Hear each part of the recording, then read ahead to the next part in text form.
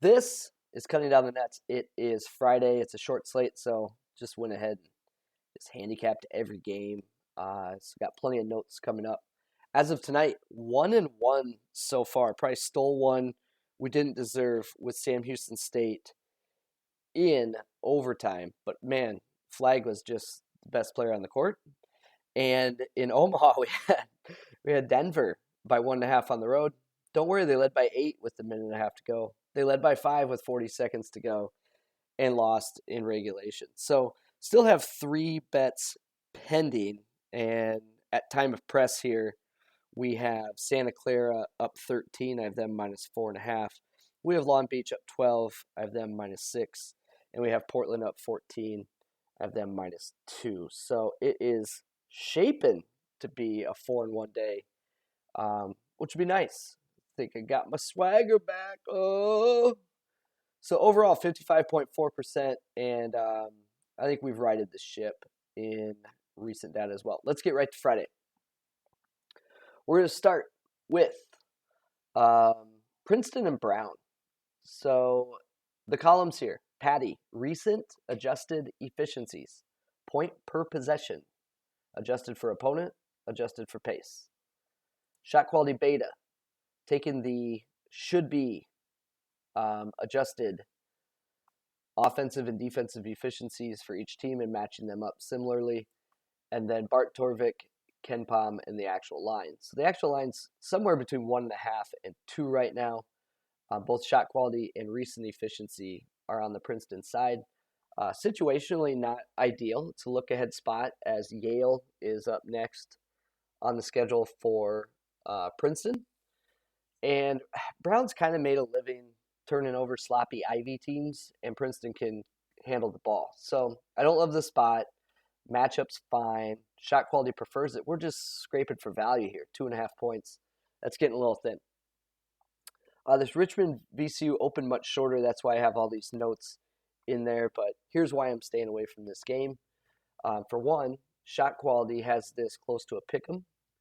And they also have the 17-7 VCU Rams as should be 12-2.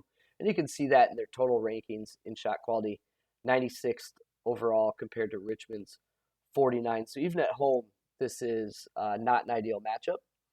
And story of the year is VCU's offense, 239 in shot quality. Their offensive success is predicated on their defense turning you over, just like those old Shaka teams. And it's just hard to do against Richmond. Jacob Gilliard takes care of the ball. All the guards in Richmond take care of the ball. So you have shot quality discrepancy. You have a bad matchup for a team that wants to force a lot of turnovers, and it's 100% a stay away for me. Butler and St. John's. St. John's did get Posh Alexander back last game. 4 steals in 25 minutes. That's what he does, man. Kid can ball. Shot quality projects St. John's by 12.5 here. But remember, this is a full season number, shot quality. Recent efficiency has Butler played much better of late. And I think a lot of that was they finally got to full strength by like the last week of January. So then what happens? Their last game, Bryce Enzi and Bo Hodges missed, and now they're questionable. So what do? I bet against Butler this week, and the backups banked in 3-pointers in the final 2 minutes to send me to my grave. Not fun. Cornell at Dartmouth. I have Cornell by 3.5. Shot quality has Cornell by 2.2. So it's a little thin, but we're showing some value here. And Cornell 168 in shot quality. Dartmouth 247 in shot quality. The issue at this game is going to be a lot of 3-pointers, and that really increases the range of outcomes.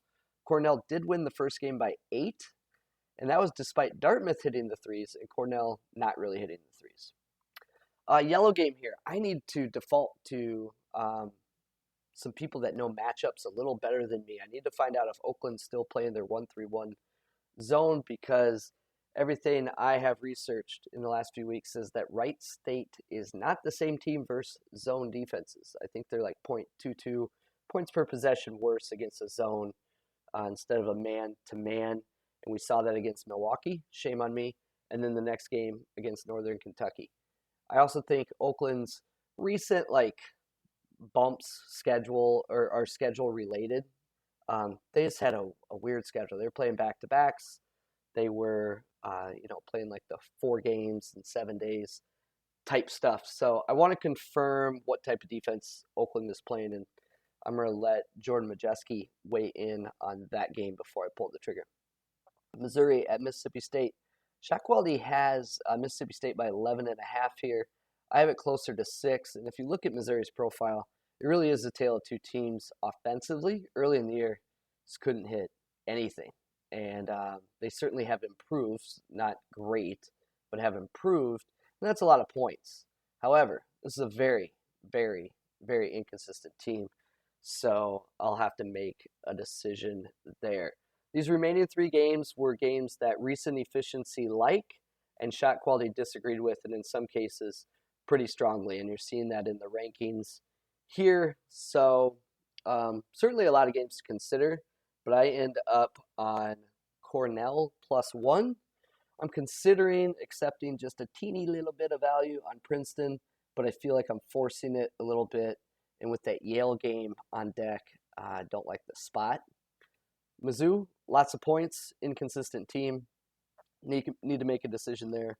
And then if Oakland is playing a lot of zone, I don't think I want to go to Wright State. Also, something to note on that game anyway is KenPom and Torvik have that closer to 7, and it's possible the line goes up. It did touch 4.5 this afternoon and went right back down to 4, so who knows? I'm more concerned about the style of defense that Oakland plays, and Oakland's been a pretty good home team. So that's Friday. I think we're getting back on track, and it's been a good year. We got one of our final big Saturdays left. This is cutting down the nets.